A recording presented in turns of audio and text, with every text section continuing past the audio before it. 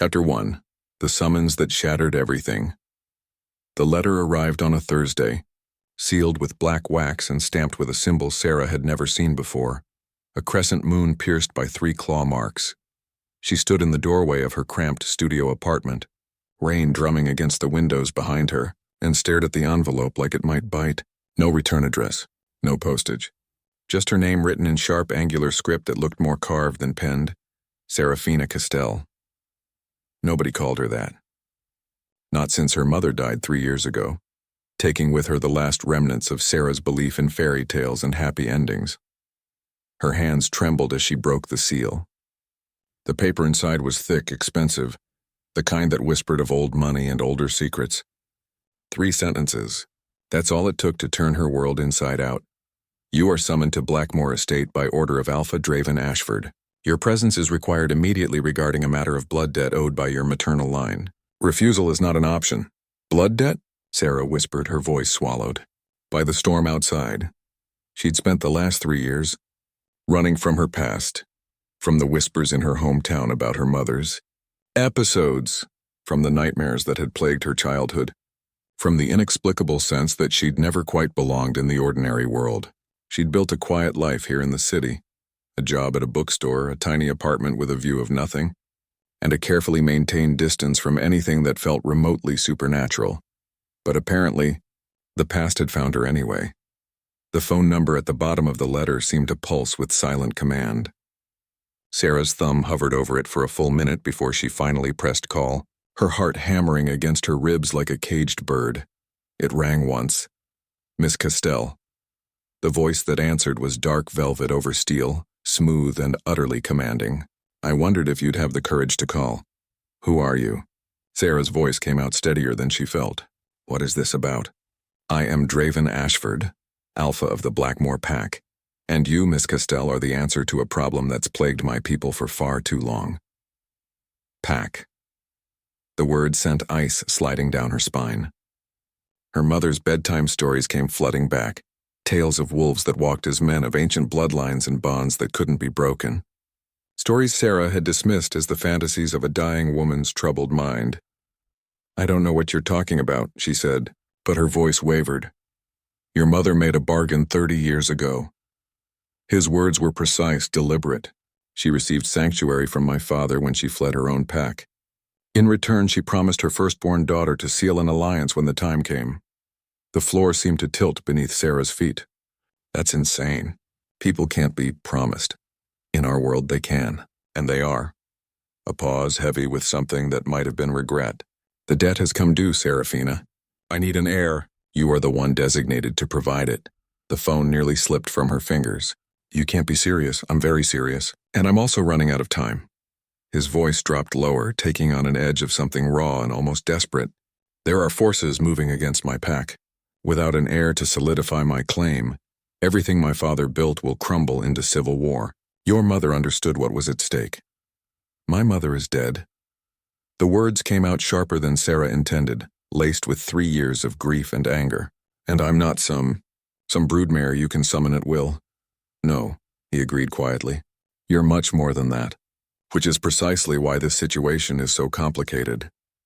Something in his tone made her pause. Not the arrogance she'd expected, but something else. Weariness, maybe. Or resignation, what do you mean? Come to Blackmoor Estate, Seraphina. Give me 3 days to explain everything. About your mother, about the debt, about what you are. If after that you still want to walk away, I won't stop you. You just said refusal wasn't an option. I lied. A ghost of dark humor threaded through his words. I'm good at that. But I'm also desperate. And desperation makes us do foolish things. Like giving you a choice when I shouldn't. Sera's mind raced. Every rational instinct screamed at her to hang up, to pack a bag, to disappear into a city so large that no one, not even an alpha werewolf, could find her. But what you are. Those 3 words hooked into something deep inside her, something that had always felt other, different, wrong in a way she'd never been able to name. If I come, she heard herself say, you answer my questions, all of them. About my mother, about this debt, about everything. Agreed. And if I decide to leave, then you leave. You have my word. He hesitated, and when he spoke again, his voice carried a weight that felt like prophecy. Though I suspect once you arrive, leaving will be the last thing on your mind. Why? Sera demanded. What aren't you telling me? Thunder cracked overhead so loud it rattled her windows. In that moment of electric silence that followed, she could have sworn she heard something else through the phone, a low, rumbling growl that raised every hair on her body. Because you're already mated. Seraphina. His words dropped like stones into still water. The bond formed the moment you were born. I've felt you my entire life. A half-formed ache I couldn't name, a presence I couldn't touch. And now fate has decided to play its cruelest joke. The woman I need for political survival is the one woman I can't have without destroying us both. The line went dead. Sera stood frozen, the phone still pressed to her ear, her world rewritten in the space of a single conversation. Outside, the storm raged on, indifferent to the chaos it mirrored within her. Somewhere in the distance, a wolf howled, and deep in her chest something ancient and sleeping began to wake. She had 72 hours to decide whether to answer its call. Chapter 2. The Estate That Remembered Her. The drive to Blackmoor Estate took 4 hours through increasingly wild terrain, each mile stripping away another layer of civilization, until Sera felt like she was traveling backward through time. Her ancient Honda protested every twist of the mountain road, its engine whining as pine forest pressed closer on both sides. No cell signal, no other cars. Just endless trees and the growing certainty that she was making a catastrophic mistake. She'd packed a bag in a daze after that phone call, barely sleeping through what remained of the night. By dawn, she'd been on the road, driven by something she couldn't name, curiosity, anger, or maybe just the desperate need for answers about the mother who'd left her with nothing but medical debt and ghost stories. You're already mated. The words haunted her. What did that even mean? She'd dated before. Fumbling college relationships that never quite clicked. A few dating app disasters that left her feeling more alone than before. She'd assumed she was just too damaged, too weird, too marked by her mother's madness to connect with anyone. But what if it wasn't damage?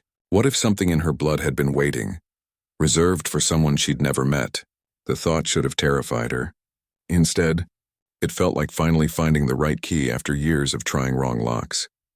The GPS, back when she'd still had signal 20 miles ago, had shown Blackmoor Estate as a simple dot on an empty stretch of map. The reality made her breath catch. The forest opened suddenly onto manicured grounds that seemed to stretch for miles. At their heart stood a mansion that belonged in a Gothic novel. All stone towers and arched windows wrapped in ivy and shadow despite the afternoon sun. Something about it felt both ancient and alive, as if the building itself was watching her approach. Sera's hands tightened on the steering wheel. She could still turn around. She should turn around. Instead, she parked in the circular drive before massive oak doors and sat for a long moment, gathering courage she didn't quite possess. The doors opened before she reached them. The man who emerged stole the air from her lungs. Draven Ashford stood backlit by the mansion's interior glow, and Sera's first thought was that he looked nothing like she'd imagined and exactly like she'd somehow always known. Tall, broad-shouldered, with dark hair that fell just past his collar, and eyes that caught the light like amber, or like wolf eyes reflecting flame. He wore dark jeans and a gray Henley, casual clothes that somehow couldn't disguise the predator beneath. Everything about him radiated controlled power, from the careful stillness of his posture to the way his gaze tracked her every movement. But it was the way he looked at her that made Sera's heart stumble. Not with lust or calculation, but with recognition so profound it bordered on grief. Seraphina. Her name on his lips felt like a claiming. You came. I want answers. She forced steel into her voice, refusing to acknowledge the way her pulse jumped at his proximity. That's all. A ghost of a smile touched his mouth, sad and knowing. That's what I told myself too once. Come inside. We have much to discuss. The interior of Blackmoor Estate was just as imposing as its exterior, all dark wood and stone, with tapestries that looked centuries old and weapons mounted on walls like art. But there was warmth too, a fire crackling in an enormous hearth, comfortable leather furniture, and the scent of something rich and spiced coming from deeper in the house. Draven led her to a study lined with books that seemed to whisper of forbidden knowledge. He gestured to a wing-back chair near the fire, then poured 2 glasses of amber liquid from a crystal decanter. "Whiskey," he said, offering her one. "You'll want it for this conversation." Sera took it but didn't drink, watching as he settled into the chair opposite her.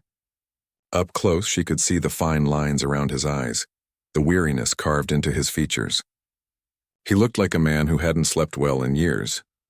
"You said I was mated," she began without preamble. "Explain." Draven studied her for a long moment as if deciding how much truth she could handle. Among shifters, true mates are rare. Not everyone finds theirs.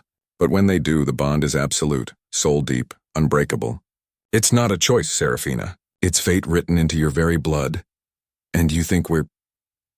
She couldn't finish the sentence. "I know we are." He leaned forward, intensity burning in those amber eyes. "I've known since the day you were born. My father brought me to meet your mother when I was 12 years old, finalizing the alliance. You were just hours old, wrapped in a blue blanket, and when I looked at you..." He paused, something raw flickering across his features. "Everything in me recognized you, knew you. Even at 12, I understood my life had just become infinitely more complicated." Sera's glass trembled in her hand. "That's impossible. I'm not a shifter. I'm human, are you?" The question was gentle but pointed. "You've never felt different? Never experienced things you couldn't explain? The nightmares, the way she could sometimes sense emotions from strangers like static electricity, the dreams of running through forests on 4 legs instead of 2. My mother was sick," Sera said, but the words felt hollow. "She had delusions. Your mother was a shifter from the Moonvale pack who fell in love with a human and fled when her alpha tried to force her into a political mating." Draven's voice was quiet but certain. "She gave up her wolf to live in the human world with your father. The suppression weakened her over time. That's what you witnessed, Seraphina. Not madness, but sacrifice." The glass slipped from Sera's fingers, spilling whiskey across the floor. She barely noticed. She gave up her wolf to protect you, to give you a choice she never had. Draven's expression softened with something like sympathy. "But blood doesn't forget. The wolf in you is dormant, not gone. And being near me, near other shifters, it will wake." As if summoned by his words, something stirred deep in Sera's chest. A presence, a consciousness that wasn't quite her own, yet felt more real than anything she'd ever known. "No." She stood abruptly, panic clawing up her throat. "This is insane. I came for answers about a debt, not this." Draven rose slowly, hands raised as if approaching a spooked animal. "The debt and the mating are connected, Seraphina. My father made the agreement knowing what you were to me. He thought binding our pacts through you would prevent exactly the crisis we're facing now." "What crisis?" she demanded. "You mentioned civil war. My younger brother Kael is challenging my right to lead." The words came out tight, controlled. "He claims that an alpha without an heir after 10 years is unfit to rule. Pack law is on his side. If I don't produce an heir within 3 months, the leadership passes to him. Then find someone else." Sera's voice cracked. "I'm not even fully shifter. How could I? Because you're my mate." The declaration rang through the study like a bell. "No other female can bear my children. The bond won't allow it. I've tried." Pain flashed across his face, quickly buried. "Believe me, I've tried to find another way. But fate is absolute in this." Sera stared at him, her world fracturing and reforming into shapes she didn't recognize. "You're asking me to have your child. To tie myself to a world I didn't even know existed until 2 days ago." "I'm asking you to give me 3 days," Draven said quietly. "Learn what you are. Understand your heritage. Meet the people who could be your pack. And then if you still want to walk away..." He drew a ragged breath. "I'll release you from the debt. I'll let you go even if it destroys everything." "Why would you do that?" He held her gaze, and in his eyes she saw centuries of longing, resignation, and something terrifyingly close to love. "Because you deserve the choice your mother never got. And because forcing you would kill the very thing I've been waiting my whole life to protect." Outside, a wolf howled, closer this time. And inside Sera's chest, something ancient finally opened its eyes. Chapter 3. The wolf who knew her name. Sera didn't sleep that first night at Blackmoor estate. Draven had shown her to a guest room in the east wing, a space larger than her entire apartment. with a four-poster bed draped in silk and windows overlooking the forest. Beautiful, luxurious, and utterly foreign. She'd lain awake until dawn, watching moonlight paint silver across the ceiling, listening to sounds she'd never heard in the city. The wind carried voices, not words exactly, but something deeper, howls and calls that seemed to form a language just beyond her comprehension. And inside her chest, that presence paced restlessly, drawn to the sounds like iron to a lodestone. By the time pale light filtered through the curtains, Sera had made a decision.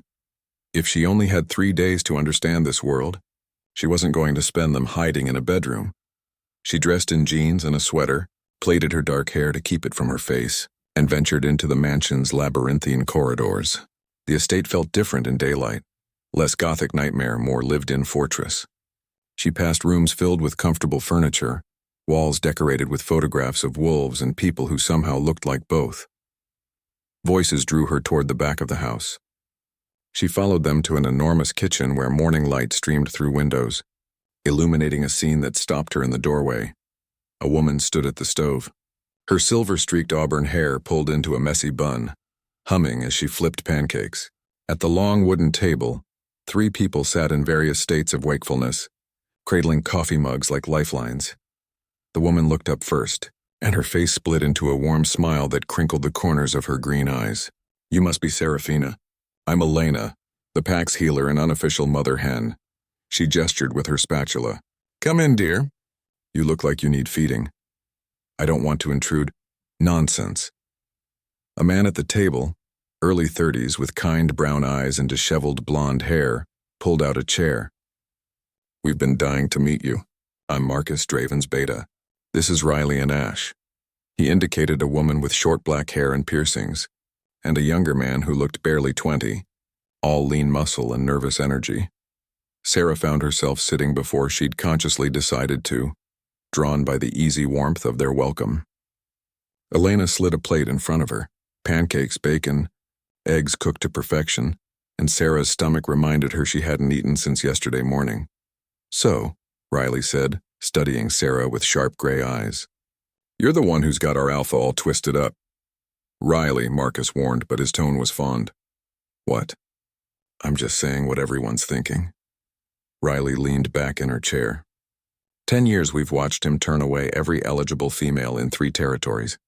Now suddenly there's you, and he looks like a man who's found water in a desert and isn't allowed to drink. Heat climbed Sera's cheeks. We're not. "Give her a chance to breathe," Elena chided gently, setting down a mug of coffee that smelled like heaven. "She just got here and you're already gossiping like old hens." Ash spoke up for the first time, his voice younger than his watchful eyes. "Is it true you didn't know? About shifters, I mean. About what you are?" The question held no judgment, only genuine curiosity. Sera wrapped her hands around the warm mug, seeking comfort. "My mother never told me. I thought her stories were just stories, delusions from someone who was sick." "Your mother was incredibly brave," Elena said softly. Giving up her wolf, living in the human world alone, most shifters would rather die than face that kind of isolation. Why did she do it? The question burst out before Sera could stop it. If it hurt her so much, why cut herself off from everything she was? Marcus exchanged glances with Elena. "Love," he said simply. "She loved your father enough to choose his world over hers, and she loved you enough to give you a choice she never had, to live as human or claim your heritage when you were ready." "Except I'm not ready," Sera whispered. "I don't know how to be whatever I'm supposed to be. Nobody does at first." Riley's voice had gentled. "I was turned, not born. 5 years ago I got attacked by a rogue and Marcus found me before I bled out. Waking up as a wolf when you've been human your whole life. Terrifying doesn't begin to cover it. But you had people to help you," Sera said. "I don't even know where to start." "You start by eating those pancakes before they get cold," Elena commanded with mock severity. "And then if you're willing I can show you around the territory. Help you understand what this place is, what it means to be pack." Sera looked at the faces around the table, strangers who somehow didn't feel like strangers. They watched her with a warmth that had nothing to do with obligation, and everything to do with genuine welcome. "Okay," she heard herself say. I'd like that. The morning passed in a blur of revelation. Elena walked her through the estate grounds, explaining pack structure, territory boundaries, and the intricate politics that governed shifter society. Sera learned that Blackmoor pack was one of the oldest in North America, that they controlled thousands of acres of protected forest, and that Draven's father had spent his life building alliances that kept peace among rival packs. And now that peace is threatened, Elena said, as they stood on a ridge overlooking the forest. Kael is young, ambitious, and he doesn't understand what his father sacrificed to build what we have. If he takes leadership, he'll break every alliance Draven has maintained. We'll be isolated, vulnerable. Then why is pack law on his side? Sera asked. If Draven is the better leader, because pack law values strength and continuity above all else. An alpha without an heir is seen as incomplete, potentially weak. Elena's expression turned troubled. It's an old law from harsher times. Many of us think it's outdated, but changing it would require a council vote that Kael would never allow.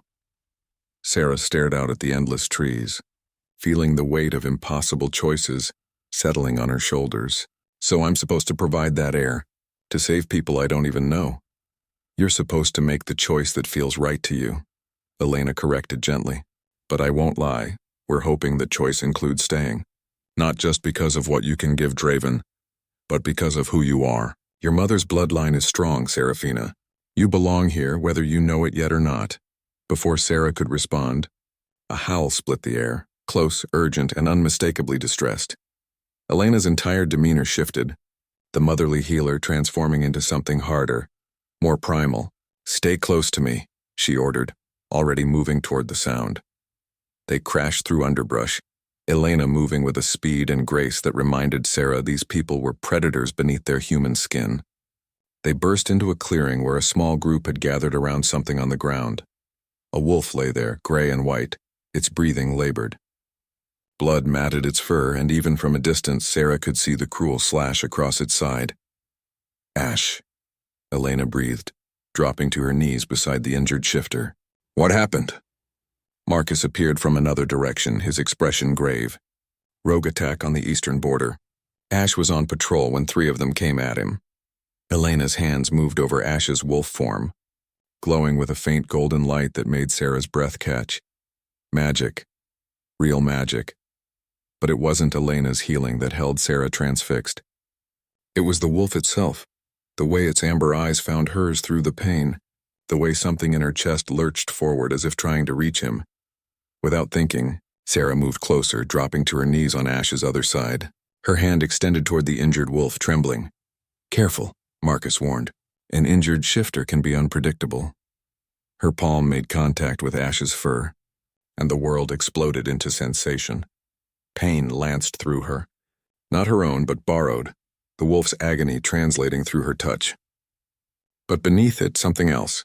A connection, a thread of awareness that linked her to this creature in ways that had nothing to do with healing and everything to do with pack. The presence inside her surged forward, and for the first time Sera felt it fully. The wolf sleeping in her blood, waking to answer one of its own. Golden light burst from her hands, brighter than Elena's. Wild and untrained, but impossibly powerful. Ash's wounds began to close, knitting together under her palms as ancient instinct took control. When it was over, Sera sat back, gasping, her whole body trembling with exhaustion and exhilaration. Ash shifted back to human form, naked and whole, his eyes wide with wonder. You're an Omega, he whispered. A healer. I didn't think any still existed. Sera looked at her hands, still faintly glowing, and felt something fundamental shift inside her. She wasn't just human pretending to be shifter. She was something rare, something precious, something this pack desperately needed. And from the tree line she felt rather than saw Draven watching. His presence a weight of desire and restraint that made her wolf sit up and take notice. Chapter 4. The brother who would be Alpha Sera's hands wouldn't stop shaking. She sat on a fallen log at the edge of the clearing, wrapped in Marcus's jacket, watching as pack members dispersed now that the crisis had passed. Ash, fully clothed now thanks to the emergency stash someone had retrieved, kept throwing her looks of reverence that made her deeply uncomfortable. How did I do that? She asked Elena, who'd settled beside her with the patient calm of someone who'd seen miracles before. Omega healers are born, not made, Elena explained. It's the rarest gift among our kind. Maybe 1 in 1,000 carries it. Your mother had the gift too, though she never told you. She smiled sadly. She probably hoped you'd never need to know. But I'm not even fully shifted. I've never... Sera gestured helplessly at herself. How can I have powers when I don't even have a wolf? You do have a wolf, dear. She's been there all along, just sleeping. What you did today was her answering a call she couldn't ignore. Elena placed a warm hand over Sera's cold ones. Healing is the most primal instinct an Omega has. When Pack is hurt, you respond. It's not something you can control. Not at first. The word settled over Sera like a mantle she hadn't asked for. Pack. These people weren't just strangers anymore. Something had shifted when she'd touched Ash's fur. When that golden light had poured through her, she'd felt their collective presence like stars in a constellation, each one distinct but part of a greater whole. And at the center of that constellation, burning brighter than all the others, was Draven.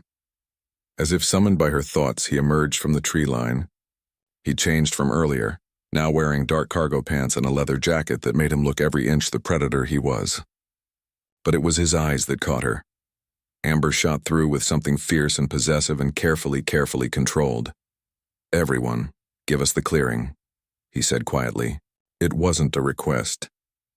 The pack melted away with practiced efficiency, though Sera caught Elena squeezing her hand once before leaving. Then it was just the two of them, surrounded by forest and fading afternoon light. Draven didn't approach immediately. He stood 10 feet away, hands shoved in his pockets, every line of his body radiating tension. Are you hurt? No, just tired. Sera forced herself to meet his gaze. You knew, didn't you? What I was? I suspected. He moved closer, cautious as if approaching something wild. Omega bloodlines run strong in your mother's family. But without training, without shifting, I couldn't be certain. He crouched before her, bringing their eyes level. What you did today, that was extraordinary, Seraphina. Most Omegas train for years before they can heal injuries that severe. I didn't know what I was doing. It just happened. Instinct. His voice dropped, intimate. Your wolf protecting her pack even though you haven't consciously claimed us yet. Her pack. The word sent heat through her chest, awakening that presence that now felt less like an intruder, and more like a missing piece finally found. This changes things, doesn't it? Sera asked. I'm not just some human you need for an heir. I'm invaluable, the word came out raw.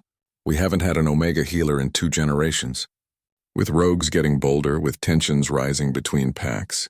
Seraphina, you could save lives. You already did. She should have felt proud. Instead, she felt trapped.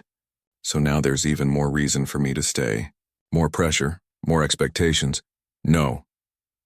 Draven's hand shot out, stopping just short of touching her face before he caught himself and pulled back. I know how it looks.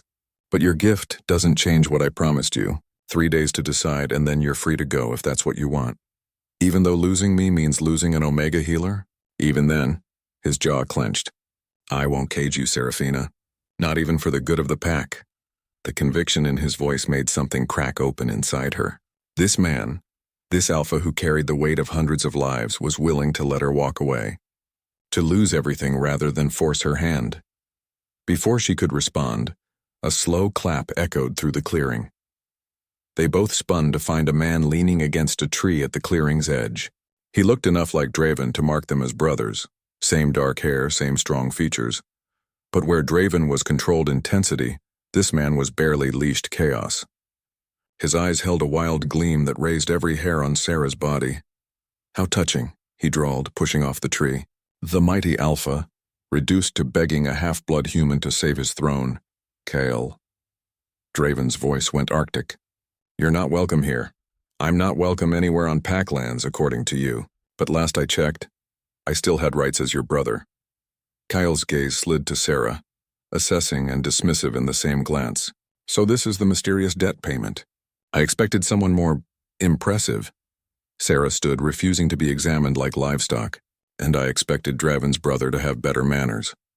Kael's eyebrows rose, genuine surprise flickering across his features before it dissolved into a sharp grin. She has teeth. Interesting. He circled closer and Draven moved to intercept, placing himself between them with fluid grace. Stay back, Draven warned, and the command carried weight that made Sera's knees weak. Alpha authority raw and undeniable. But Kael just laughed. Relax, brother. I'm not going to hurt your precious mate. I'm just here to deliver a message. His expression hardened. The challenge stands. 3 months from the last full moon, that gives you 11 weeks. Produce an heir or step aside. Those are the terms. Terms you pushed the council to enforce, Draven bit out. Terms that exist for a reason. Kael's voice took on a lecturing tone. An alpha without an heir is weak, vulnerable. You've had 10 years, Draven. 10 years of watching you deny your nature, reject perfectly suitable females, and pine after a bond you couldn't have. Meanwhile, our enemies grow stronger and our pack suffers. Our pack is thriving. Our pack is stagnant. Kael's composure cracked, revealing genuine anger beneath. You're so busy playing the noble martyr that you can't see what's happening. The Silvermoon pack is encroaching on our eastern border. The Bloodstone Alpha is making overtures to our allies. We need strength, decisiveness. Not an alpha who won't take what he needs because of some misguided sense of honor. The accusation hung in the air like poison. Sera found herself looking at Draven, seeing him through new eyes. How much had he sacrificed? Waiting for a mate he couldn't claim. How many challenges had he faced alone because the bond wouldn't let him choose another? My honor is what keeps this pack united, Draven said quietly. Something you've never understood, little brother. And your honor will be what destroys us. Kael's gaze flicked back to Sera. I hope you're worth it, half-blood. I hope whatever gift you bring is enough to justify the decade of weakness you've caused. He started to leave, then paused. Oh, and fair warning. Not everyone in the pack is happy about this arrangement. Some think bringing in an untrained Omega with human sensibilities will cause more problems than it solves. Watch your back.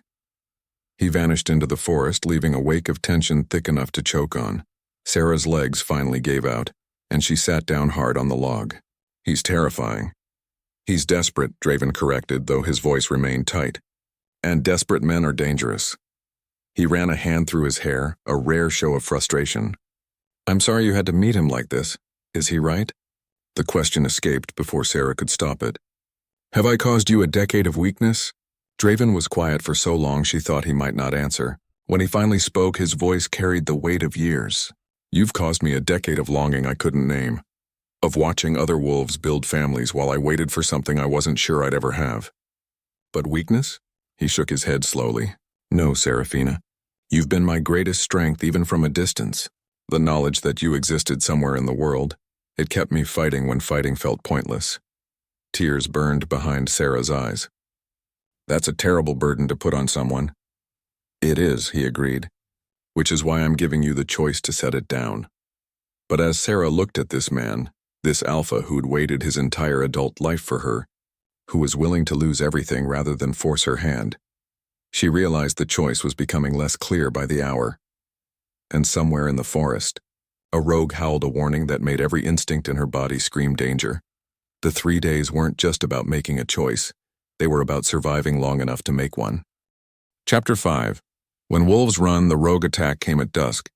Sera had been in the library, surrounded by leather-bound journals that chronicled centuries of pack history, when the alarm howled through the estate, a sound that bypassed her ears and struck directly at something primal in her chest. Her wolf surged forward, no longer sleeping but pacing agitated. Pack in danger, whispered the instinct. Protect. Defend. She was moving before conscious thought caught up, following that invisible thread that connected her to the pack's collective heartbeat. The mansion had erupted into controlled chaos, shifters streaming from doors, some already mid-transformation, their bodies flowing from human to wolf with practiced ease. Marcus caught her arm in the entrance hall. Sera, you need to stay inside. The safe room is... No. The word came out with more authority than she'd known she possessed. People are hurt. I can feel them. And she could. Like phantom pains across her skin, she felt pack members bleeding, struggling, dying at the territory's edge. Her gift wasn't just healing. It was awareness, a constant feed of the pack's physical state that threatened to overwhelm her. She's right. Draven's voice cut through the chaos. He descended the stairs already half-dressed for battle, weapons strapped to his body with military precision. His eyes found Sera's and something passed between them. Understanding, trust, and a bone-deep terror he couldn't quite hide. But she's not going alone. Draven, you can't seriously, Marcus started. I'm not letting her out of my sight. The Alpha's tone brooked no argument. Riley, Ash, you're with us. Marcus, coordinate the southern defenses. Elena, prep the infirmary for wounded. Orders given, Draven crossed to Sera in 3 strides. He pressed something into her hands, a knife in a leather sheath. Keep this on you. Rogues don't follow pack law. They won't care that you're an Omega. Sera's fingers closed around the weapon, solid and real and terrifying. I don't know how to use this. Then stay behind me and don't do anything heroic. His hand cupped her face for a heartbeat, thumb brushing her cheekbone. Promise me, Seraphina. The use of her full name felt like a binding. I promise. They ran. The forest at night was a different creature entirely, full of shadows and sounds that her newly awakening senses caught and catalogued. Draven moved like liquid darkness ahead of her, Riley and Ash flanking them in wolf form, their fur silver and russet in the moonlight. The battle stench hit her first. Blood, fear, and something else. Something wrong. The rogues smelled of decay and madness. Their scents all twisted up with something chemical that made Sera's stomach turn. They burst into a clearing where pack wolves fought desperately against enemies that moved with unnatural speed and vicious coordination. Sera counted 5 rogues, no 6, all of them larger than they should be, their eyes reflecting red instead of the normal amber or green. What's wrong with them? She gasped. Enhanced, Draven bit out, fury and fear warring in his voice. Someone's been dosing them with Wolfsbane derivative. Makes them stronger, faster, and completely feral. He shifted seamlessly, his clothes shredding as massive black wolf took his place, and then he was launching into the fray. Sera pressed her back against a tree, trying to stay out of the way as she'd promised. But her gift had other ideas. She felt every injury, every pack member's pain like it was her own, and there were so many. A young wolf went down hard, its leg bent at a wrong angle. Without thinking, Sera moved. Stay back. Riley's mental voice crashed through her mind, pack bond making telepathy possible. But Sera was already sliding to her knees beside the injured shifter. Her hands found fur matted with blood, and golden light flared. The healing came easier this time, her wolf knowing the path. Bone knitted, flesh closed, and the young wolf scrambled back to its feet. But healing took energy, and Sera felt it drain from her like water through a sieve. Another wolf fell, then another. Each time she healed them, pouring herself out until her vision swam and her hands trembled with exhaustion. She didn't see the rogue until it was too late. The creature came from her blind side, huge, red-eyed and utterly silent. Sera caught movement in her peripheral vision and rolled, the knife suddenly in her hand, though she didn't remember drawing it. The rogue's jaws snapped shut on empty air where her throat had been.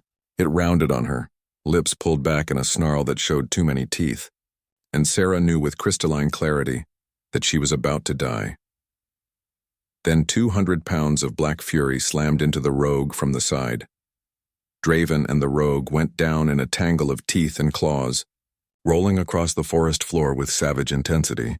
The rogue was faster, enhanced by whatever drug ran through its system, but Draven was smarter.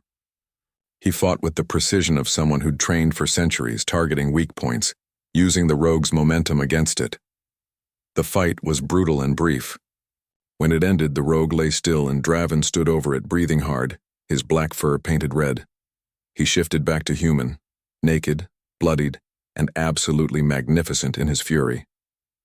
You promised, he snarled at Sera. You promised to stay back. People were dying and you could have died. He crossed to her in 2 strides, hands gripping her shoulders hard enough to bruise. Do you have any idea what that would do to me? Watching you... His voice cracked and suddenly he was pulling her against his chest, his whole body shaking with reaction. Don't ever do that again. Sera should have pushed him away. Should have maintained distance, protected her heart. Instead, she wrapped her arms around his waist and held on while something fundamental shifted between them. The mate bond, dormant until now, roared to life. It hit like lightning, sudden, electric, impossible to ignore. Sera gasped as sensation flooded through her. Draven's fear transmuting to relief. His relief to desire so intense it stole her breath. And underneath it all, a connection so profound it felt like finding a part of herself she'd never known was missing. Seraphina, he breathed against her hair, and her name had never sounded like that before, like prayer, Like plea, like promise, I feel it, she whispered. The bond. I feel you. His arms tightened around her. I felt you every day for 30 years. Knowing you existed somewhere, needing you, unable to reach you. And now you're here, in my arms. And I still can't. He pulled back just enough to look at her, anguish written in every line of his face. You haven't chosen yet. You haven't chosen this. Around them, the battle was winding down. Pack wolves were regrouping, tending to wounded. Riley appeared with a blanket that she tossed to Draven without comment, though her eyes held knowing sympathy. Sera became aware they were being watched by dozens of pack members, all of them witnessing this moment between their Alpha and the Omega who just saved multiple lives. Alpha, Marcus called, approaching with careful deference. We've secured the perimeter. All rogues are down, but he hesitated. We found something you need to see. Draven draped the blanket around his shoulders without letting go of Sera. Show me. Marcus led them to the body of the largest rogue. In death, the creature looked almost pitiful, a wolf that had been twisted into something monstrous. But it was what Marcus had found in a pouch around its neck that made Sera's blood run cold. A note, written in sharp, angry script. This is just the beginning. You can't protect them all, Alpha. Choose your throne or your mate. You can't have both, Kael, Sera whispered. But Draven shook his head slowly, his expression grim. No, this isn't Kael's style. My brother wants to rule, not destroy. He stared at the note, and Sera felt his mind racing through possibilities via their new connection. Someone else is making moves. Someone who knows about you, about the bond, about the deadline. The Bloodstone Alpha, Riley suggested darkly. He's been looking for a way to destabilize our pack for years. Or Silvermoon, Ash added. They'd benefit most from our territories if we fall into civil war. Sera looked at the faces around her, pack members who'd accepted her without question, who'd fought beside her, who were now in danger because of her existence. The weight of responsibility settled over her shoulders like a physical thing. She'd come here looking for answers about her mother. Instead, she'd found a family worth fighting for, and an Alpha whose heart beat in time with her own. The 3 days weren't up yet. But Sera was beginning to realize the choice had already been made, not by logic or duty, but by the pull of a bond that had waited 30 years to finally come home. We need to get everyone back to the estate, Draven said quietly, his hand finding Sera's and lacing their fingers together. Treat the wounded, strengthen the defenses, and figure out who's pulling these strings. As they walked back through the forest, surrounded by pack, Sera felt her wolf settle contentedly for the first time in her life. She was exactly where she belonged. Now she just had to survive long enough to embrace it. Chapter 6. The Price of Healing. The infirmary was chaos wrapped in the scent of blood and antiseptic. Sera moved through it like a woman possessed, her hands glowing gold as she passed from one injured shifter to the next, broken ribs knitted under her palms, torn flesh sealed, punctured organs regenerated with each pulse of power she channeled through the bond to her wolf. But healing came with a cost she hadn't anticipated. Each injury she mended, she felt first. The snap of bone, the burn of torn muscle, the sharp agony of claws raking across flesh, all of it flooded through her before the golden light could chase it away. By the time she reached the 7th patient, Sera's legs were shaking and her vision kept tunneling at the edges. Sera, you need to stop. Elena's voice seemed to come from very far away. You're going to hurt yourself. 2 more, Sera whispered, already moving to the next bed where a teenage girl lay with deep lacerations across her shoulder. Just 2 more and everyone's stable. She placed her hands on the girl's wound and the world tilted sideways. Strong arms caught her before she hit the floor. Draven's scent enveloped her, pine and smoke and something uniquely him that made her wolf purr despite the exhaustion. He'd changed into clean clothes, his hair still damp from a quick shower, but his eyes held the same barely controlled fear she'd seen in the forest. Enough, he said, not to her but to the room at large. Elena, Marcus, handle the rest. I'm taking her upstairs. Draven, she's the only one who can... Marcus started. She's unconscious. Draven cut him off, his voice dropping into alpha command. And if she keeps going, she'll burn herself out completely. We have 2 Omega healers now. Elena can manage the rest. Sera wanted to protest, to explain that she could feel each pack member's pain like a hook in her chest, and couldn't rest until they were all whole. But darkness was already pulling her under, and Draven's arms felt too safe to fight. She woke in an unfamiliar room bathed in moonlight. Not the guest room she'd been given, but somewhere else, larger, more lived in. Books lined one wall, a desk held scattered papers, and the bed she lay in smelled overwhelmingly of Draven, wrapping around her like a second blanket. His room. He'd brought her to his room. Sera sat up slowly, testing her body for damage. The exhaustion had faded to a manageable ache, and her gift felt quiet for the first time since it had awakened. How long had she been out? 4 hours. Draven's voice came from the shadows near the window. He sat in an armchair, watching her with an intensity that should have been uncomfortable but instead felt like coming home. You healed 9 pack members, Seraphina. 9 in the span of an hour. Do you understand how extraordinary that is? I just did what felt right. She pushed hair out of her face, suddenly aware she was still in her blood-stained clothes. Everyone else okay? Thanks to you, yes. Minor injuries, nothing Elena couldn't handle once you'd done the heavy lifting. He stood, crossing to the bed with slow, deliberate steps. But you scared me. Watching you collapse, feeling your life force drain through the bond. His jaw clenched. I've faced down rival alphas and rogue packs without fear. But seeing you unconscious in my arms, that terrified me. The confession hung between them, raw and honest. Sera's heart stuttered as Draven sat on the edge of the bed, close enough to touch but carefully not touching. The bond, she said softly. It's getting stronger, isn't it? I can feel you now, even when we're not in the same room. Your emotions, your presence, it's like you're under my skin. That's what true mates are. 2 souls that were never meant to be separate. His hand lifted, hovering near her face before dropping back to his lap. It will keep growing stronger the more time we spend together. Eventually, being apart will be painful. The distance will ache like a missing limb. And if I leave? The question came out smaller than she intended. If I decide this life isn't for me? Draven was quiet for a long moment, his gaze distant. The bond doesn't break just because you walk away. I would feel you for the rest of my life, your joy, your pain, your love for someone else. It would be a special kind of torture. He finally looked at her, and the raw vulnerability in his eyes made her breath catch. But I meant what I said. I won't cage you. Even if it destroys me, you deserve the choice. Sera reached out before she could second-guess herself, taking his hand in hers. The contact sent warmth spiraling through the bond, and she felt his sharp intake of breath. What about what you deserve, Draven? You've waited 30 years for this. For me. Don't you get a choice?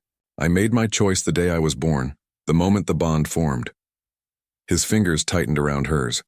Every year I waited, every female I turned away, every night I spent alone. Those were all choices I made for you. Because the idea of you, even distant and unknown, was better than anyone else up close.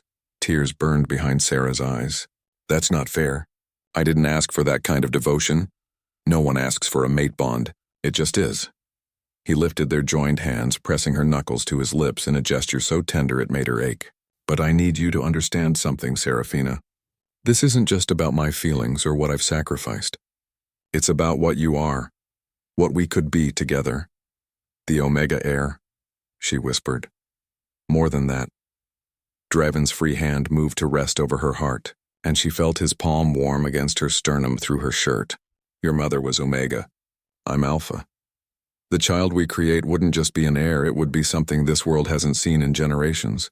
A shifter with the power to lead and heal, to command and nurture. That child could change everything for our kind. The weight of destiny pressed down on Sera's shoulders. And if I can't handle that pressure? If I'm not strong enough?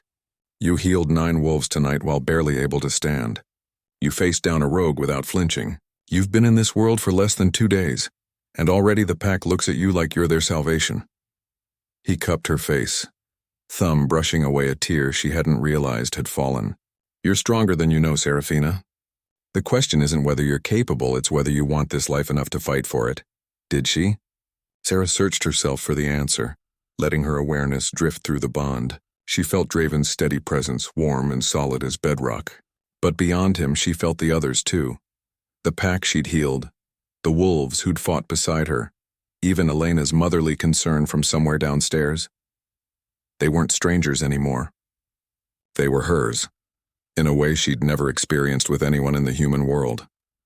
"I'm scared," she admitted, "of failing, of not being enough, of wanting this so badly that I lose myself in it. Then we'll be scared together." Draven leaned his forehead against hers, and the contact sent electricity racing through the bond. "I'm terrified every day, Seraphina. Terrified of failing the pack, of losing you, of the war coming whether I'm ready or not. But fear doesn't mean we stop fighting. It means we fight harder." Sera's hands found their way to his chest, feeling the steady thrum of his heartbeat under her palms. Through the bond, she felt his desire, carefully leashed but undeniably present, mixing with tenderness and a protectiveness so fierce it stole her breath. "If I stay," she whispered, "if I choose this, I need to do it on my own terms. Not because of debt or duty or saving the pack. I need to know I'm choosing you, not just accepting fate. Then choose me." The words were barely audible, his voice rough with emotion. "Not as Alpha, not as the answer to your mother's bargain. Choose me as Draven, the man who's loved you since before you could walk, who sees you as you are and wants nothing more than to spend every remaining day proving you made the right choice." The declaration hung between them, trembling with possibility. Sera felt poised on a knife's edge, one side safety and the ordinary life she'd built, the other a leap into the unknown with a man who felt like home despite being a stranger. Before she could answer, a sharp knock interrupted them. "Alpha." Marcus's voice was grim through the door. "You need to see this. Now." Draven's eyes closed briefly, frustration and resignation warring across his features. Then he was standing, pulling Sera gently to her feet. "Whatever it is, we face it together. Agreed?" Sera nodded, and they descended to the study hand in hand. Marcus waited with a laptop, his expression grave. On the screen, a video played. Grainy security footage from somewhere in the forest. It showed the rogue attack, but from an angle that captured something they'd missed in the chaos. A figure watching from the trees. Human-shaped, but definitely not pack. And as the video zoomed in, Sera's blood ran cold. The figure wore a pendant, silver, shaped like a crescent moon with 3 claw marks, the same symbol that had been on her summons letter. "Someone in Blackmoor pack set up those cameras," Marcus said quietly. "Someone wanted proof of the attack, proof of Sera's healing abilities, and they sent this footage to every Alpha in the Territory Council." "Why?" Sera breathed. Draven's expression had gone hard as stone. "Because now everyone knows what you are, what you can do, and every Alpha with sick pack members or political ambitions will be coming for you." The choice Sera had been deliberating suddenly became much more urgent. Stay and fight, or run and spend the rest of her life looking over her shoulder. Either way, everything had just changed. Chapter 7. The Alphas Who Came Calling. The Territory Council arrived at noon the next day, unannounced and unwelcome. Sera watched from the library window as luxury vehicles rolled up the drive, sleek SUVs with tinted windows that screamed power and wealth. Draven had been in meetings since dawn, his tension bleeding through the bond until Sera's own shoulders ached with it. "They shouldn't be here," Elena muttered, appearing beside her with 2 cups of tea. "Territory Council meetings require 2 weeks' notice. This is a power play. How many Alphas are there?" Sera accepted the tea, grateful for something to occupy her hands. 5 in our region. Draven leads Blackmoor, the largest and most influential. Then there's Silvermoon pack to the north. Alpha Cordelia, she's cunning and ambitious. Bloodstone to the east under Alpha Victor. He's brutal but honorable in his own way. Nightshade in the south, led by Alpha Tobias, he's young but smart. And Ironwood to the west, Alpha Margot, she's old guard, traditional. And they all want what? To see if I'm real? Elena's smile was grim. To see if you're worth stealing. The words sent ice through Sera's veins. Before she could respond, Marcus appeared in the doorway, his expression carefully neutral. "Sera, the Alpha requests your presence in the Great Hall. The Council wants to meet you. Does she have to?" Elena challenged. "Sera isn't pack yet. She owes them nothing. Which is exactly why she should come." Draven's voice preceded him as he strode into the library, every inch the Alpha in dark slacks and a fitted black shirt. But his eyes when they found Sera were soft, concerned. "If you hide, they'll assume weakness. But Seraphina—" He took her hands, thumbs stroking over her knuckles. "You don't have to do this. Say the word and I'll send them away. Sera thought about the footage, about every alpha in the region knowing what she could do, about the target now painted on her back whether she stayed in Blackmoor or not. If I'm going to survive in this world, I can't hide from it. Pride flashed across Draven's face, sharp and fierce. That's my girl. Then, as if realizing what he'd said, he cleared his throat. Stay close to me. Don't answer questions directly if you're uncomfortable. And remember, you outrank every person in that room except me. How? I'm not even officially Pack. You're my mate, he said simply. And that makes you Luna, whether you've accepted the title or... Not Luna. The word settled over Sera like a crown she hadn't asked for but somehow fit perfectly. The great hall was a cavernous space, dominated by a massive table carved from a single tree. 5 alphas sat around it, each radiating power that made Sera's newly awakened wolf want to submit or challenge. The instincts warred within her as Draven led her to the head of the table, his hand at the small of her back a steady anchor. Counselors, Draven greeted, his voice cool and formal. To what do we owe this unexpected visit? A woman with silver blonde hair and ice blue eyes spoke first, her voice sharp as cut glass. Don't play coy, Draven. You know exactly why we're here. Her gaze slid to Sera, assessing and calculating. We want to meet the Omega who's apparently powerful enough to heal 9 shifters in under an hour. Alpha Cordelia of Silvermoon. Even without introduction, Sera knew her from the predatory intelligence in those eyes. Seraphina is my guest, Draven said, the warning clear in his tone. Not a curiosity to be examined. But she is curious, isn't she? A man with dark skin and kind eyes leaned forward, Alpha Tobias of Nightshade. An Omega healer hasn't been seen in 70 years. Forgive our interest, but this affects all our packs. How? Sera found herself asking, and 5 sets of alpha eyes swiveled to her with sharp attention, because healing abilities like yours could save lives. Across all territories, said an older woman with steel-gray hair and a face weathered. By time, Alpha Margot of Ironwood, if you were willing to share your gift. Share? Draven's voice dropped dangerously low. You mean loan her out like some kind of... We mean form an alliance, interrupted a massive man with a scar bisecting his face. Alpha Victor of Bloodstone. Blackmoor Pack doesn't have enough injured wolves to keep an Omega healer occupied. But the rest of us do. Let her rotate between territories, heal our people, and in return, we'd owe Blackmoor significant favors. The suggestion hung in the air like poison. Through the bond, Sera felt Draven's fury building, barely leashed. But she also felt something else. His fear that they were right, that he was being selfish, keeping her close when she could help so many others. No. Sera's voice cut through the tension, steady and clear. I'm not going to be passed around like a medical tool. Alpha Cordelia's eyebrow arched. That's quite a presumptuous statement from someone who isn't even officially Pack. You're here on blood debt, not choice. Or has Alpha Draven been unclear about that? The debt is fulfilled, Draven said through clenched teeth. Seraphina has already more than repaid any obligation. Then she's free to make her own choices. Cordelia's smile was all teeth. Including which pack to align herself with. Silvermoon could offer you much, Omega. Protection, resources, and most importantly, freedom from a bond you never chose. The implication hit like a slap. Through the bond, Sera felt Draven's anguish quickly buried under alpha composure. He thought she might actually consider it. You're offering to break a true mate bond? Sera asked, keeping her voice neutral even as fury built in her chest. We're offering options, Cordelia corrected smoothly. Dark magic can sever even fate's bindings if the price is right. You could have a life of your own choosing, free from obligations to an alpha whose own brother challenges his right to rule. Careful. Cordelia, Draven warned, power rippling through the words. But Sera stepped forward, placing herself slightly in front of Draven, a protective gesture that didn't go unnoticed by the council. Let me make something very clear.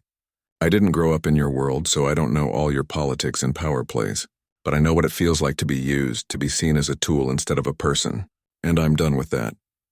She let her gaze travel to each alpha in turn, and through the bond, she felt her wolf rising, not submissive, not challenging, but absolutely certain. Draven Ashford waited 30 years for a bond he couldn't explain or control. He's given me nothing but choices since I arrived, even when it could cost him everything. So no, Alpha Cordelia, I'm not interested in breaking what took fate 3 decades to build. Her voice softened but lost none of its steel. And as for sharing my gifts, when I'm ready, if I'm ready, I'll decide how to use them. Not because any of you demand it, but because it's the right thing to do." Silence crashed through the hall. Then Alpha Tobias started to laugh, the sound warm and genuine. "Well, that answers that question. Does it?" Victor rumbled. "She's still not officially Pack. No claiming ceremony, no vows. For all we know, this is just Draven's attempt to hold on to power by keeping the Omega close." "Then let me make it official." Draven moved to stand beside Sera, his hand finding hers and lacing their fingers together. The bond between them flared gold, visible for just a moment to those with the sight to see it. "Seraphina Castell is my mate and my Luna. Any who challenge her place challenge me directly." The formal declaration sent ripples of power through the room. Alpha Margot nodded slowly, respect in her ancient eyes. "So be it. Though I'd advise a proper claiming ceremony soon, Draven. Declarations are all well and good, but ceremony is what makes Pack law absolute." "Agreed," Draven said.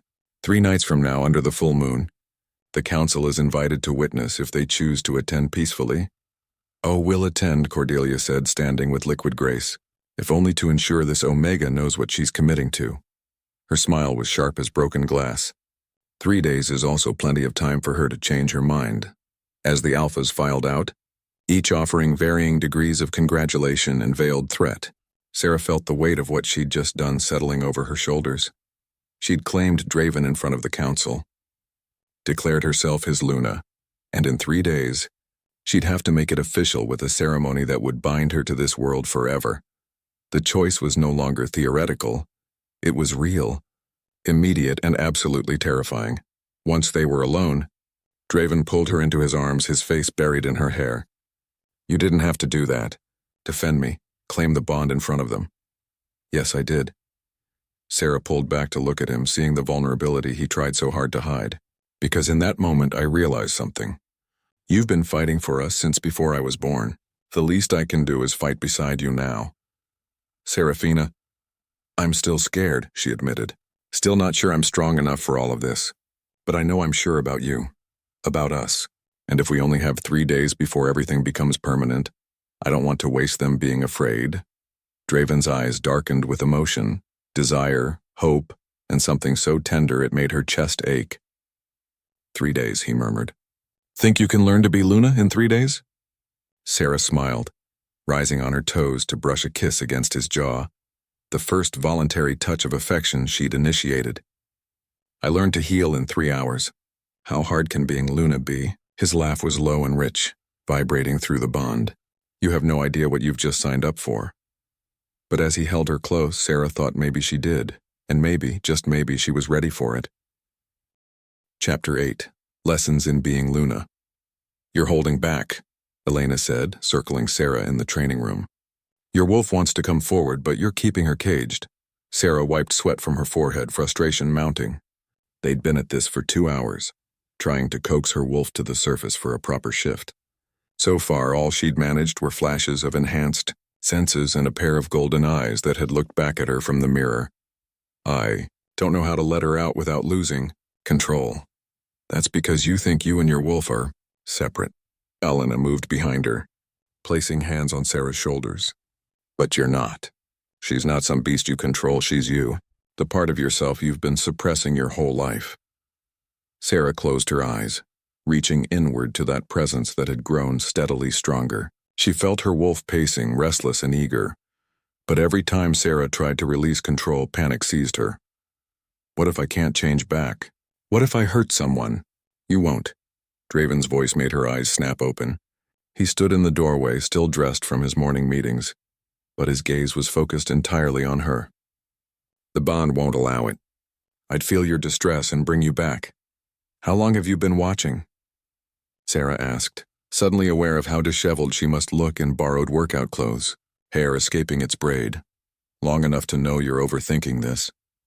He crossed to her with that predatory grace that always made her pulse jump. "Elena, give us the room." Elena smiled knowingly. "Of course, Alpha." Sera remembered, "Trust yourself. Trust your mate." She slipped out, closing the door behind her.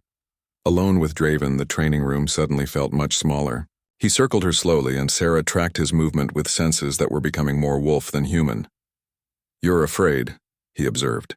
Not of the shift itself, but of what it represents. Once I shift, there's no going back, Sera said quietly. I'll be fully packed, fully committed to this world. The human life I built will be gone. Is that such a terrible thing? He stopped in front of her, close enough that she could feel his body heat. That life, did it make you happy? Sera thought about her tiny apartment, her bookstore job, the careful walls she'd built to keep everyone at arm's length. It made me safe, small, invisible. And now? Now I'm terrified and exhilarated, and I feel like I'm standing on the edge of a cliff, about to jump without knowing if I can fly. She met his eyes, finding understanding there. How do you live with this intensity all the time? The bond, the pack connections, the constant awareness of everyone around you? By remembering I'm not alone in it. He cupped her face gently. Let me help you, Seraphina. Let me guide you through the shift. How? The bond works both ways.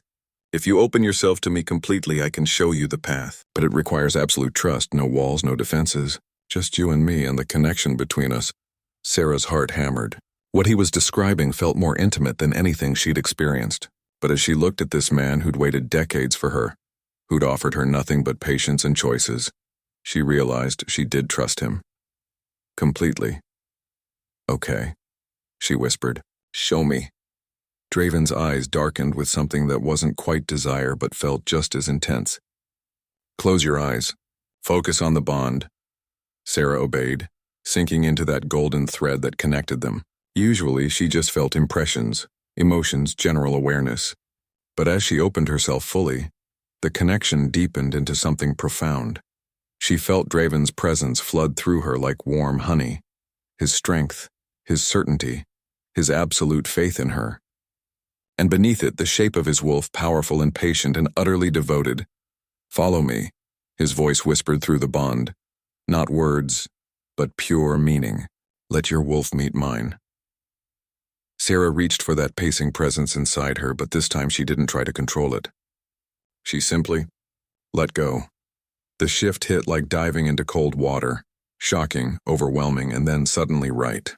Her bones restructured with a series of pops that should have hurt, but instead felt like relief. Fur rippled across her skin. Her senses exploded outward, catching scents and sounds she'd never noticed. When it was over, Sera stood on 4 legs instead of 2, staring at the world from a completely different perspective. And directly in front of her, Draven had shifted too. His black wolf was massive, easily twice her size, with amber eyes that held human intelligence and unmistakable pride. You're beautiful. His voice resonated through the bond, clearer now than ever before. Silver and white like moonlight given form.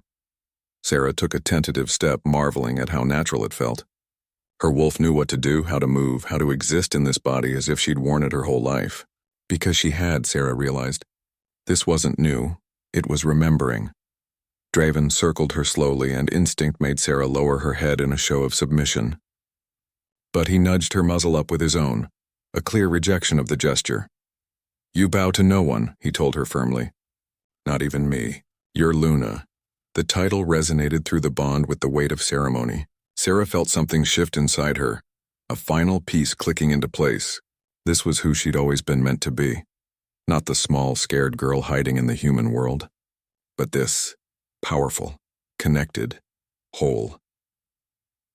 They spent the next hour running through the estate grounds, Draven teaching her how to navigate with wolf senses, how to communicate through the pack bond, how to simply be. It was the most freedom Sera had ever experienced. No thoughts, no fears, just pure instinct and movement. When they finally shifted back in the training room, Sera found herself breathless and laughing, more alive than she'd felt in years. Draven had produced clothes for both of them with the efficiency of someone used to unexpected shifts, and they dressed in comfortable silence. Thank you, Sera said softly. For that? For showing me. You did it yourself.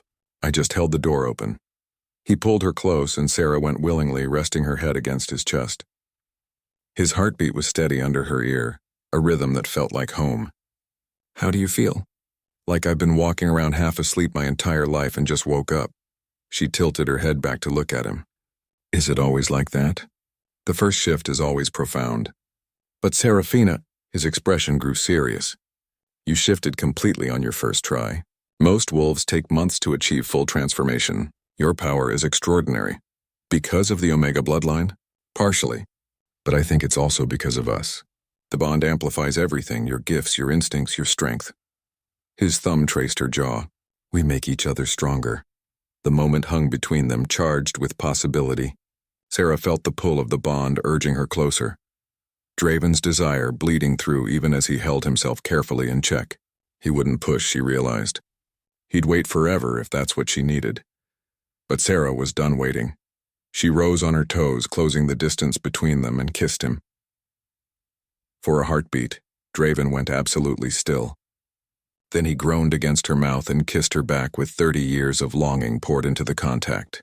His hands tangled in her hair, angling her head to deepen the kiss, and Sera felt the bond between them ignite like wildfire.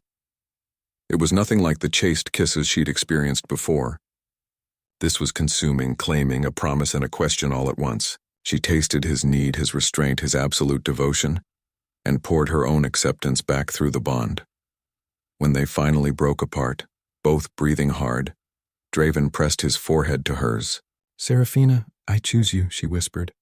"Not because of destiny or duty or debt. I choose you, Draven Ashford. I choose us." The words hung in the air like a vow.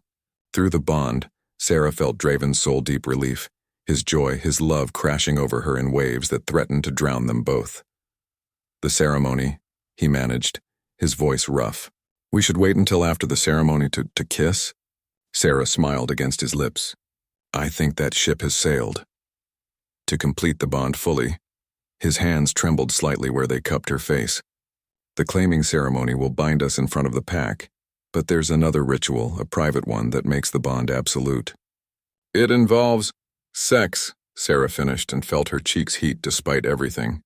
"I'm not completely naive, Draven, I know, but I need you to understand what it means. Once we complete the bond, we'll feel everything. Each other's emotions, physical sensations, thoughts, if we're not careful to shield. There's no privacy, no separation. Some mates find it overwhelming." Sera thought about that level of intimacy, about being that completely known by another person. A month ago, the idea would have terrified her. Now, with this man who'd proven himself worthy of trust at every turn, it felt right. 2 days, she said. "After the ceremony, after we've made it official in front of the pack, then we finish this." Draven's eyes darkened with promise. 2 days, he agreed. "Think you can wait that long?" Sera laughed, but the sound cut off as the door burst open. Marcus stood there, his expression grim. "We found the traitor. And Alpha, you need to see this now." Chapter 9. The betrayal that changed everything. The traitor sat bound in silver chains in the estate's cellar, a place Sera hadn't known existed until now. The metal suppressed shifter abilities, making whoever wore them essentially human, and the person wearing them now made Sera's stomach drop. "Ash," she whispered, disbelief warring with the evidence before her eyes. The young wolf she'd healed, who'd looked at her with such reverence, now sat slumped against the stone wall, silver burns marking his wrists where the chains touched skin. But it was his eyes that truly shocked her. Gone was the youthful nervousness, replaced by cold calculation. "I'm sorry, Sera," he said, and actually sounded like he meant it. "You seem nice, but this is bigger than you, bigger than any of us." Draven's hand tightened on Sera's shoulder, holding her back when she instinctively moved forward. "How long?" His voice was glacier cold. "How long have you been feeding information to Cordelia?" "Since before your father died."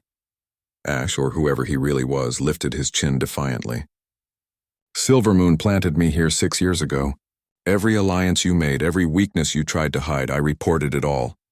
"The rogue attack," Marcus said from the doorway, fury barely contained. "You set it up. You knew the patrol routes, knew where we'd be vulnerable." "Cordelia needed proof of the Omega's abilities," Ash confirmed.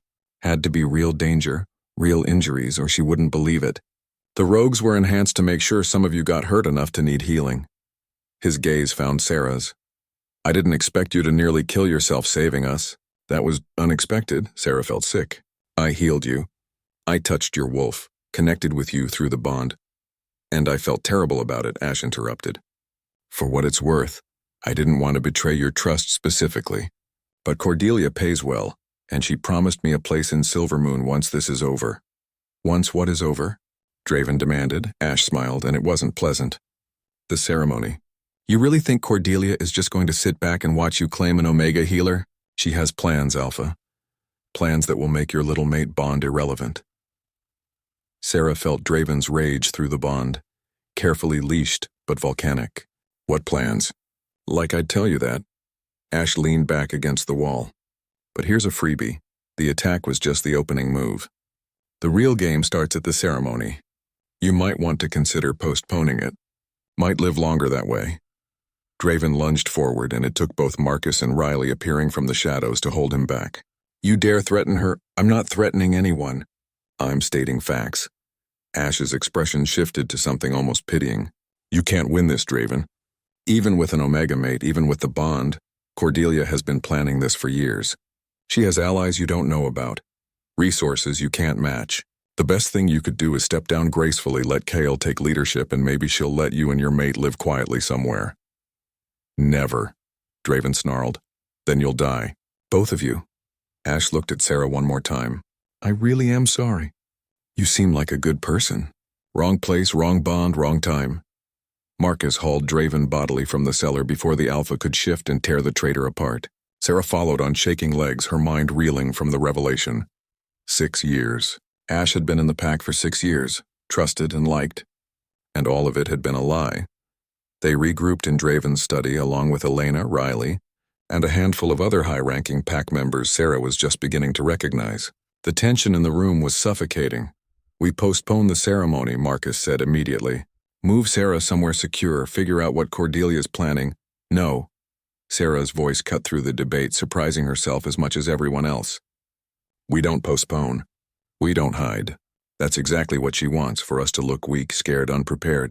Seraphina, if there's an attack during the ceremony, Draven started.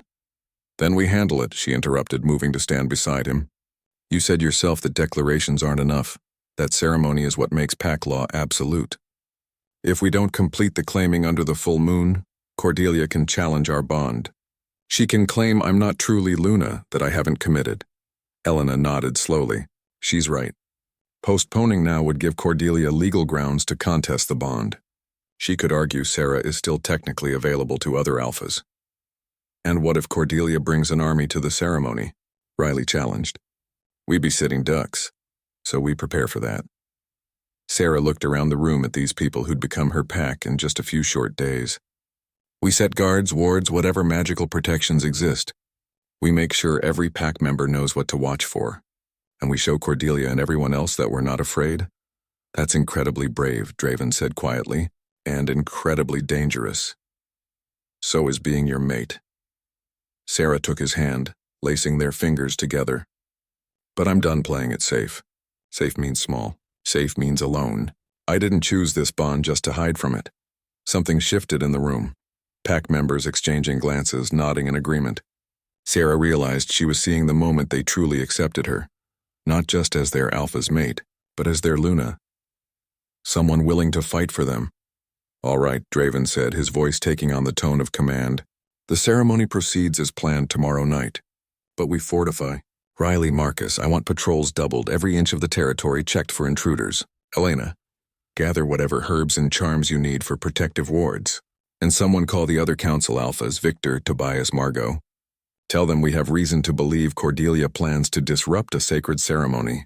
Make it clear that any who stand with her will be standing against pack law itself. As the room emptied with people moving to execute orders, Draven pulled Sera aside into a quieter corner. You're sure about this? Once we do the ceremony, there's no taking it back. You'll be bound to me, to this pack, to this life forever. I know. Sera reached up to touch his face, feeling the rough stubble under her palm. I've been sure since the moment you held me after the battle. Maybe before. The 3 days weren't about deciding whether to stay. They were about accepting that I'd already made the choice the moment I drove through those gates. Draven captured her hand, pressing a kiss to her palm that made her toes curl. I don't deserve you. Probably not, she agreed with a smile. But you're stuck with me anyway. He pulled her into his arms, and they stood there in comfortable silence, drawing strength from each other through the bond. Sera could feel his fear, not for himself but for her, for what Cordelia might do. But underneath the fear was something stronger. Determination, love, and absolute certainty that whatever came, They would face it together. "Tomorrow night," Sera murmured against his chest. "Under the full moon. We make this official." "Tomorrow night," Draven agreed. "And then nothing, not Cordelia, not Kael, not fate itself, will be able to tear us apart." It was a promise, a vow, a challenge to anyone who would try to break what they were building, and Sera believed it with everything in her. The next 24 hours passed in a blur of preparation. Sera barely slept. Her mind too full of ceremony details Elena walked her through. The words she'd need to speak. The ritual markings they'd wear. The significance of completing the bond under moonlight with Pack as witnesses. "It's beautiful," Elena assured her as she helped Sera into a dress for the ceremony. White silk that seemed to glow in the lamplight, fitted at the top but flowing freely from the waist, and terrifying. But mostly beautiful. "What if I mess up the words?" Sera asked, staring at her reflection. She looked different, stronger somehow, more alive. Her eyes seemed brighter, her skin almost luminous, the Omega power settling into its full strength. "The words are less important than the intention," Elena said, adjusting the silver circlet they'd woven through Sera's dark hair. "The ceremony is just the outward expression of what's already true in your hearts." A knock interrupted them. Marcus stood in the doorway, his expression grave. "It's time. And Sera, we've had reports. Cordelia is coming and she's not alone." Sera's heart kicked hard against her ribs. "How many?" "Enough to be a statement." Marcus looked to Elena, then back to Sera. "The Alpha wants you to know you can still back out. Say the word and we'll spirit you away, deal with Cordelia, and do the ceremony later when it's safer." Sera looked at herself one more time in the mirror, saw not the scared girl who'd arrived at Blackmoor 5 days ago, but the woman she'd become. "The Luna this pack needed, no," she said firmly. "Tell Draven I'll see him under the moonlight. And tell him—" She smiled, feeling the bond pulse between them like a heartbeat. "Tell him his Luna doesn't run from a fight." Marcus's expression shifted to something like pride. "Yes, Luna." As Elena led her down to the forest clearing where the ceremony would take place, Sera reached through the bond to find Draven's steady presence. He felt her immediately, his consciousness wrapping around hers in silent reassurance. "Whatever happens," his voice whispered through their connection, "I'm with you, I know," she sent back, "always." The moon was rising, full and bright. The pack was gathering, and somewhere in the shadows Cordelia was watching, waiting to make her move. But as Sera stepped into the moonlit clearing and saw Draven waiting for her, dressed in ceremonial black, his eyes finding hers across the distance with a look of such love it stole her breath, she knew with absolute certainty that she was exactly where she was meant to be. Let Cordelia come. Let the whole world come. Tonight she was claiming her mate and her place, and nothing would stop her. Chapter 10. The Claiming Under Moonlight. The clearing had been transformed into something out of ancient legend. Torches ringed the space, their flames dancing in the night breeze. The pack formed a circle, over 100 wolves in human form, their eyes reflecting moonlight. At the center, where 2 massive oak trees formed a natural arch, Draven waited. He'd marked his skin with ritual symbols, silver paint that gleamed against his bare chest, tracing patterns Sera somehow recognized even though she'd never seen them before. Pack memory, she realized. Knowledge passed through bloodlines, waiting to surface when needed. As she walked toward him, the pack began to hum, a low, resonant sound that wasn't quite singing but carried the weight of ceremony. Elena walked beside her, steadying her when Sera's legs threatened to shake. "Remember," Elena whispered. "The ceremony is theater. What matters is what happens after, when it's just you and him and the moon." Then Elena was stepping back, and Sera stood before Draven alone, up close. She could see his chest rising and falling with controlled breaths, could feel his nervous anticipation bleeding through the bond despite his composed expression. He was just as terrified and exhilarated as she was.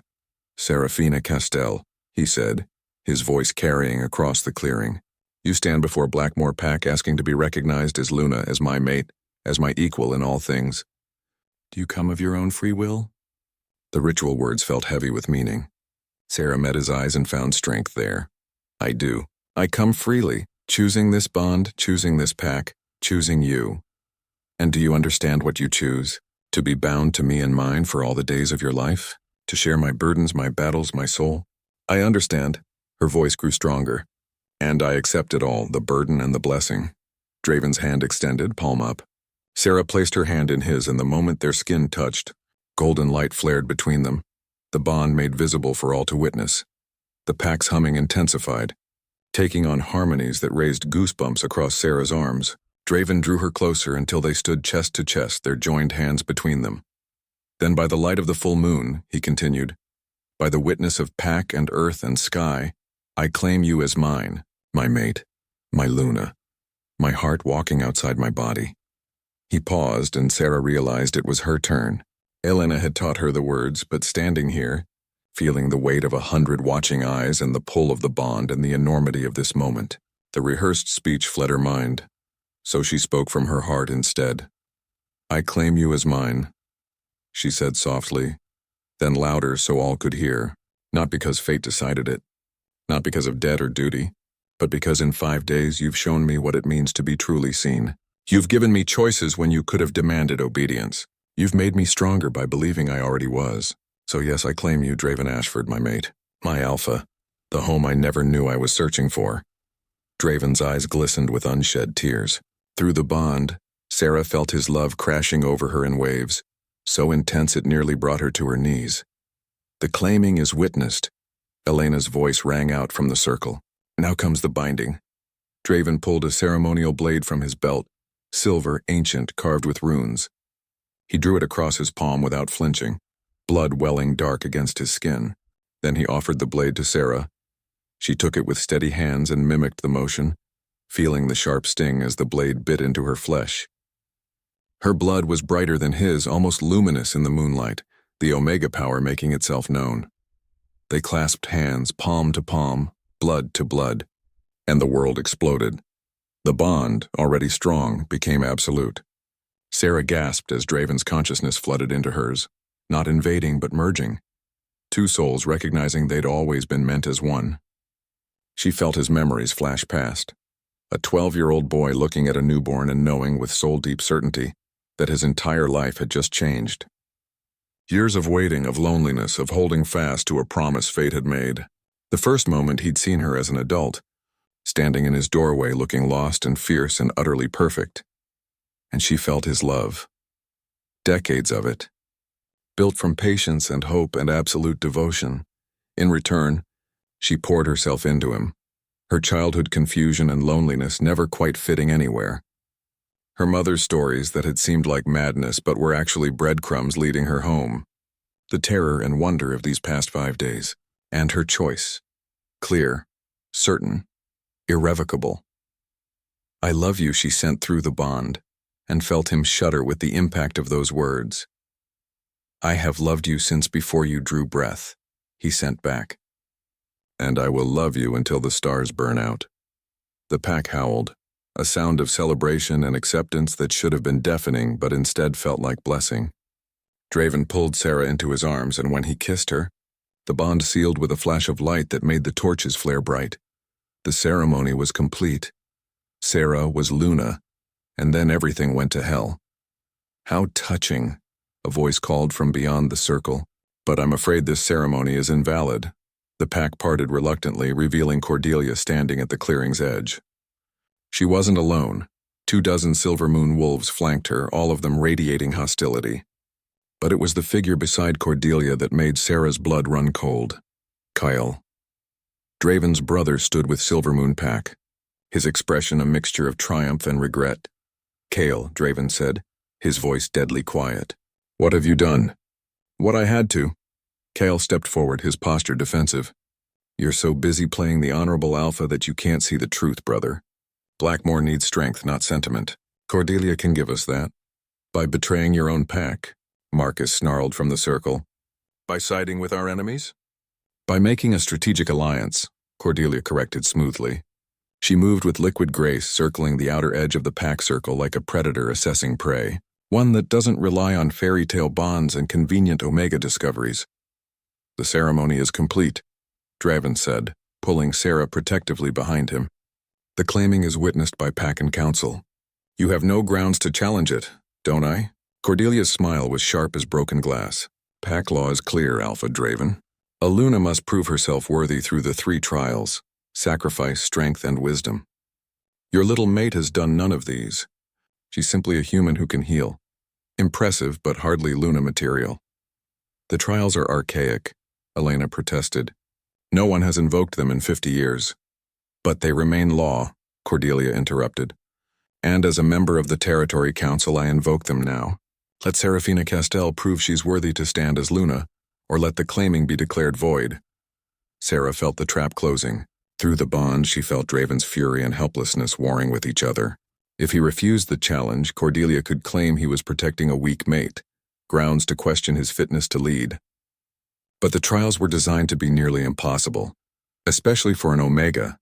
What are the trials? Sera asked, stepping out from behind Draven despite his attempt to keep her back. Cordelia's eyes gleamed with satisfaction. The trial of sacrifice, you must give up something precious for the good of the pack. The trial of strength, you must defeat a champion in combat. And the trial of wisdom, you must answer a question that has no right answer, only the truth of your heart. And if I refuse, then your claiming is void and you leave Blackmoor territory forever, alone. Cordelia let that sink in. The bond will remain, of course, but you'll spend the rest of your life feeling Draven's pain as he's forced to choose another mate, produce an heir with someone else, all while knowing you abandoned him when he needed you most. It was masterfully cruel. Refuse, and Sera would torture them both through the bond. Accept, and she'd likely fail trials designed for experienced shifters, not someone who'd known this world for less than a week. Sera looked at Draven, seeing her own fear reflected in his eyes. What do I do? She sent through the bond. You choose yourself, he sent back fiercely. You walk away. I'll find another way to keep leadership, to protect the pack. I won't let you risk yourself for us, Sera interrupted. For our future? For the family we could build? She turned back to Cordelia, feeling her wolf rise within her.